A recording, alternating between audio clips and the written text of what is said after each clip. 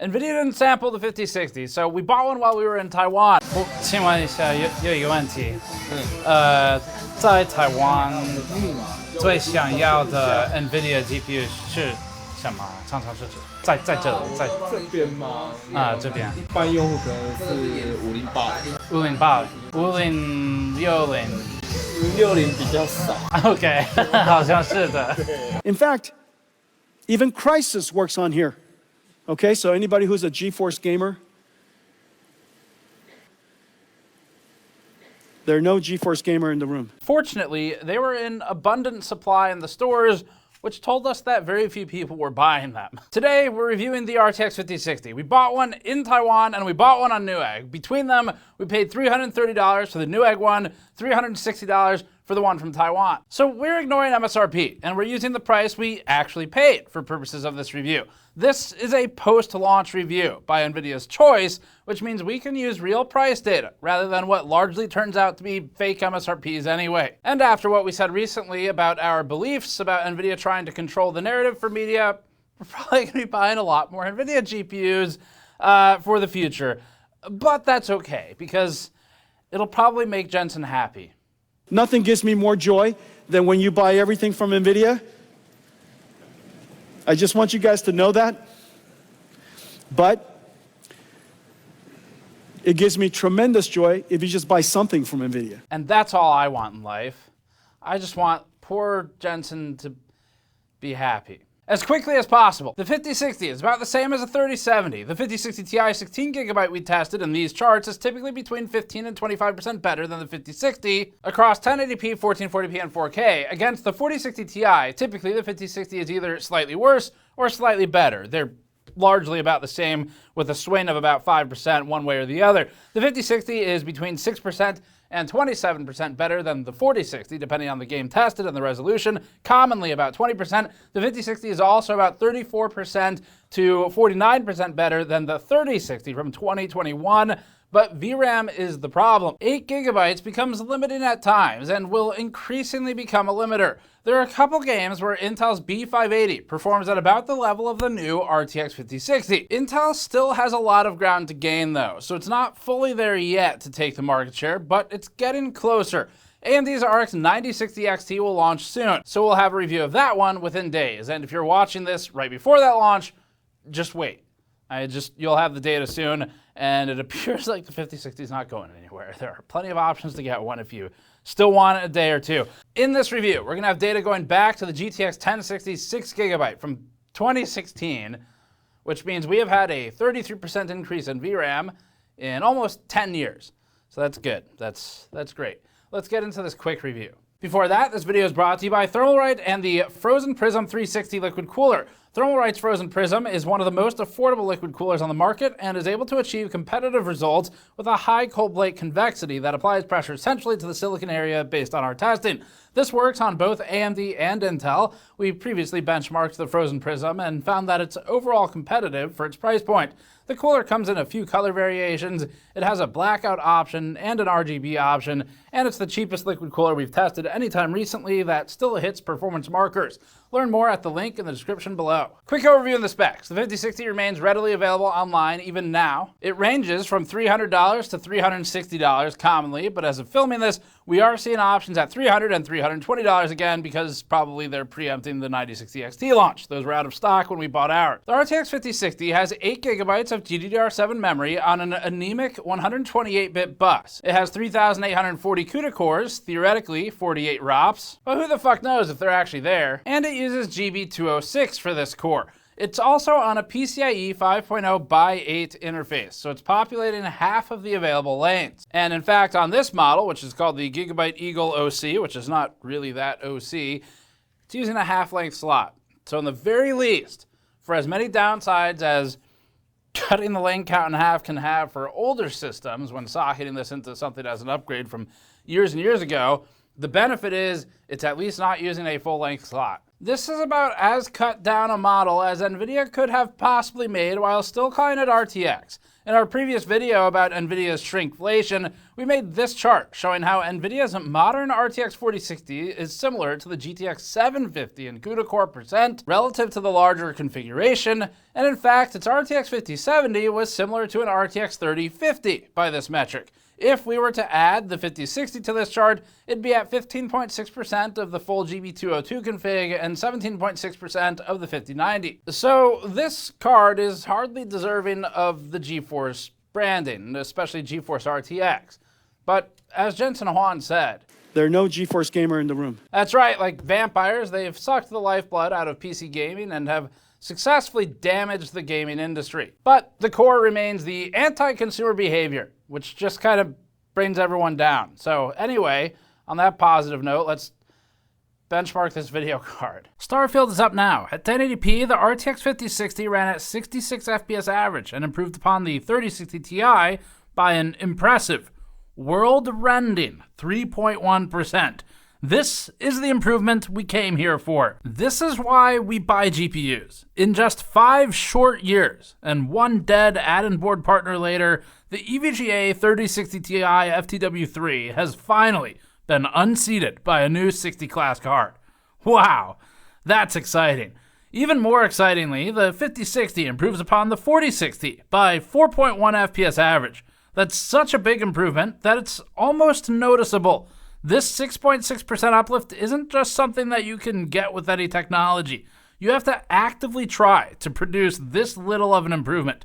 If only we ran all of this through an arbitrary frame multiplier, it'd look impressive. Against the 6700 XT, uplift is only 13%. Intel is still bested by NVIDIA, so the B580 here, running at 51 FPS average, yielded a 29% advantage to the 5060. However, the ARC GPUs have had issues with frame time pacing in this game that significantly hurt their viability beyond what the average FPS shows, and you can see that in the 1% and 0.1% lows. Below that, the 3060 ran at 49 FPS average for a 34% uplift to the 5060, with the 2060 yielding a 73% improvement. At 1440p, the 5060 ran at 52 FPS average and slightly trailed the 3070. The lead over prior generations lines up like this. The 4060's 47 FPS average is indistinguishable at a human level, though technically the 5060 is 9% better in average frame rate. The same is true against the 6700 XT. Intel's B580 is down at 41 FPS average and gives the 5060 an advantage of 27%, but again with the frame time pacing issues. The 3060's 38 FPS average establishes a 37% improvement to the 5060 when spanning multiple generations, with the B570 and A770 both in a similar spot for the average. Upgrading from an RTX 2060 in this exact test would produce a 72% improvement in average frame rate, but unfortunately for the 5060, the 4060 Ti and 3070 are both superior, and the 3060 Ti is functionally identical in performance to the new 5060, which is just sad. The RTX 3060 Ti is almost too good by today's standards, despite initial mixed reviews years ago. If only we knew how much worse it would get. It caused issues for the 4060 Ti at launch, and now it's causing issues for the 5060. 4K has fewer results because none of it really matters anyway. The RTX 5060 ran at 33 FPS average in this test. What we care about is the relative comparison. The 5060 is beaten by the 3070 Ti by 17%, which will probably be a relevant number in a day or two. Not gonna say why, but it just feels like it. The 5060 Ti is just past that marker at 41 FPS average, leading the 5060 by 25%. The 5070 is next in the hierarchy, up at 65% improvement. The 9070 runs at about the level of a 4070 Ti, but we'll see where the 9060 XT falls soon. In Dragon's Dogma 2 at 1440p, the RTX 5060 ran at 57 FPS average, with lows at 45 to 47. Proportionally, these are well-spaced lows, indicating good frame time pacing. The 5060's average equates the 4060 Ti 16GB from last generation, but with half of the VRAM. The RTX 5060 Ti outperforms the 5060 by 22% here. That's the 16GB model, the Ti. The 9060 XT would be interesting if we were allowed to show it already, but we might not have tested it yet, and if we had, we couldn't show it. We can show the 9070 though, and that's at 106 FPS average with its own consistent frame time pacing. The lead over the 5060 is 86%. Pricing is also significantly higher though. The 2-generation-old 6700 XT roughly equates the 5060, as does the 3070 from a few generations back. We're seeing sold eBay listings for around $270 to $320 for the 3070, putting it in the same price class as a new 5060. The 3060 Ti ran at 53 FPS average, meaning it achieved 93% of the performance of the 5060. The 3060 Ti was originally around $400 MSRP, and today can be found in sold eBay listings for $150 to $260, with several listings selling around $230. Intel's Arc B580 ran at 44 FPS average in this test, allowing the 5060 a lead of 30%. MSRP is $250, and the cards were commonly in the 400s for a while, but we're seeing regular listings now at $300 new. At price parity in this game specifically, that makes the 5060 a better buy than the B580, but Intel is at least entering the conversation, and it is competitive in some of the other games. Against the last generation 4060, the 5060 leads by 27% at 57 FPS to 45 FPS average. Against the 3060 from 2021, the improvement is 45%. It's not great for 4 years. Versus the 2060 from 2019, uplift is 87%. AMD's 9060 XT is what we really need to study in a day or so, though. At 1080p, the RTX 5060 ran at 76 FPS average and held lows at 60 to 62 FPS. The 3070 again roughly equates the 5060, with the 3060 Ti only marginally behind at 68 FPS average. The 6700 XT ties the 3060 Ti, with the 5060 about 12% better than both. Generationally, the 5060 improves on the 4060 by 23%, the 3060 by 48%, the 2060 by 91%, and the 1060 by 237%. Although the GTX 1060, this one specifically, had a variant at 6GB, so somehow we've only improved on that by 33% capacity. Above the 5060, we have the 4060 Ti at a couple FPS ahead, which is just embarrassing for the 5060. As for the 9060, moving on. The 5060 Ti leads the 5060 by 22%, with the 5070 leading by 65% and 9070 by 75%. Price on all of these is higher. These latter two are significantly more expensive, of course, so that lead makes sense. Final Fantasy XIV Dawntrail is up now, first at 4K. This particular set of tests is a weaker showing for the AMD RX 90 series, as we've shown in the 9070 XT and 9070 reviews. NVIDIA is mostly competing against itself here. The RTX 5060 ran at 47 FPS average when at 4K, landing it below the Intel B580. That's great news for Intel, considering this is only their second generation. Lows are the same between them, meaning frame time pacing is the same. Another victory for Intel, considering how new it is here. The 5060 Ti leads the 5060 by a paltry 16%, with the 4070 28% ahead and the 9070 34% ahead. Again, the 9070 series has not done well on Final Fantasy XIV in this testing, and that shows here.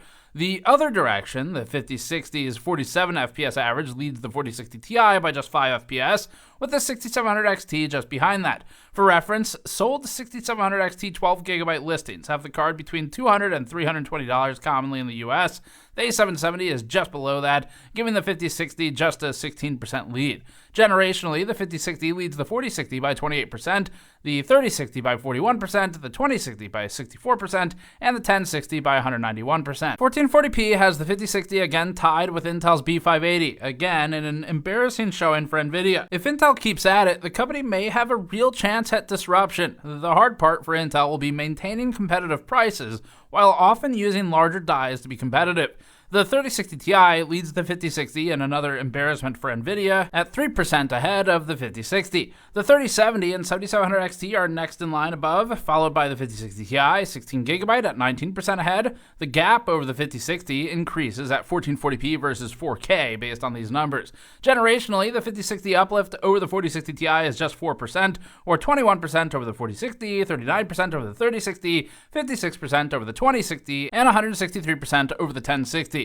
All of these numbers are down versus the improvement at 4K. Resident Evil 4 at 4K has the RTX 5060 at 46 FPS average, again basically tying the RTX 3070, but there's something worse this time. The A770 also ties the 5060, with the B580 just behind it. The RTX 5060 Ti leads the 5060 by 22% here, and we'll have to see if the 9060 XT falls anywhere near this area just vaguely at all, but we don't know yet, obviously.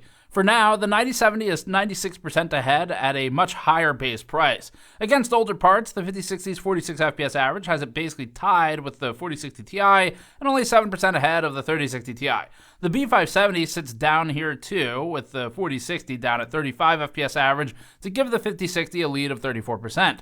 Improvement on the 3060 is 55%, with the uplift on the 2060 at 92%. At 1440p, the RTX 5060 ran at 91 FPS average and kept frame time pacing consistent. Not in a remarkable way, but a predictable one. Most of the GPUs tested in this game fare well for frame time pacing, and the 5060 is among them. The 4060 Ti had a result functionally equal to the 5060, with the 6700 XT slightly ahead of both and in all three metrics. The 3070 Ti is next, with the 5060 Ti at 112 FPS average and ahead of the 5060 by 24%. Below the 5060, the A770 and B580 both encroach on its rank at about 85 FPS average. Unfortunately for Intel though, frame times are inconsistent on these cards, as shown in the low variability for the B580 as compared to the A770 and the 5060. ARC still has ground to gain here. It's just inconsistent in general right now.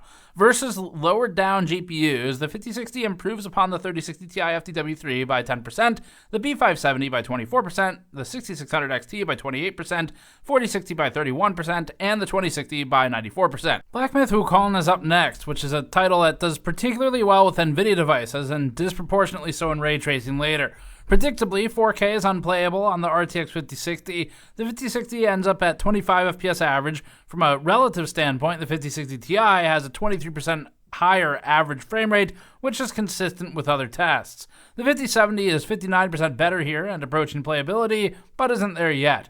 The 9070 is around the same level as the 5070, including in 1% and 0.1% lows. But let's move on to something more realistic. 1440p, the 5060 runs at 46 FPS average, with frame time pacing consistent, not different from most other cards in this test, with the exception of Intel. The 5060 is about tied with the 3070 and 7700 XT. Realistically, the 4060 Ti 16GB is also at about the same performance as the 5060 here, but with way more VRAM. The 3060 Ti's 42 FPS average means that the 5060 has improved upon it by just 9%. Generationally, the 5060 is 25% ahead of the 4060, 47% ahead of the 3060, and 84% ahead of the 2060. At 1080p, the 5060 held a playable 66 FPS average, with lows representing consistent frame times. The 7700 XT, 4060 Ti 16GB, and 3070 are all indistinguishable in experience for the player. The 3070 Ti isn't much different either. The 5060 ends up better than the 3060 Ti by only 13.5%.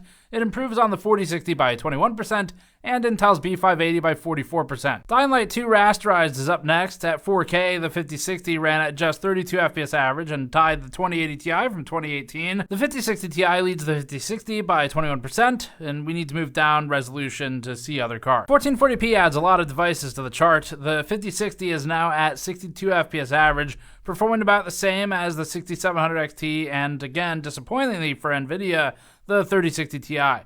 This was also one of the games where the 3060 Ti embarrasses the 4060 Ti previously, so at least we see that trend continuing for one last generation, hopefully. They could always do another one, I guess. Even Intel's B580 outperforms the 5060, this time in both the average frame rate and the lows. The 5060 Ti outperforms the 5060 by 20% here. Against the 4060 Ti, the 5060 is roughly equivalent, again, with the uplift over the 4060 at 26%, followed by the 3060 at 52% improved to the 5060. Cyberpunk 2077 Phantom Liberty is up now, the last one for rasterization here. At 4K and rasterized, the 5060 ran at 24.4 FPS average. The only usefulness here is for relative comparison. That's the same as the 3070 and slightly behind the 3070 Ti. The 5060 Ti is 28% ahead in average frame rate here, with the 7800 XT ahead of that. At 1440p, the 5060 hits 55 FPS average in this test. That has it right between the 3070 Ti and the 3070, and experientially the same. The 5060 Ti is better in average frame rate by 26%, coming down from the 4K lead. At 1080p, the 5060 moves up to 89 FPS average and remains sandwiched by the 3070 and 3070 Ti. We haven't rerun the 4060 through this test lately, but the 9060 XT will definitely be an interesting data point to see. Moving on to ray tracing testing now. In Black Myth at 4K with upscaling, the RTX 5060 ran at 24 FPS average and roughly tied the 9070, which performs awfully in this specific game with RT. and it's also near the 3070 Ti. This is unplayable, and limited VRAM will get the best of it as playtime extends as well, so let's move on. 1440p with upscaling, the RTX 5060 ran at 45 FPS average, and again roughly tied the 9070, which isn't good for the 9070. This game continues to be an impossible challenge for AMD.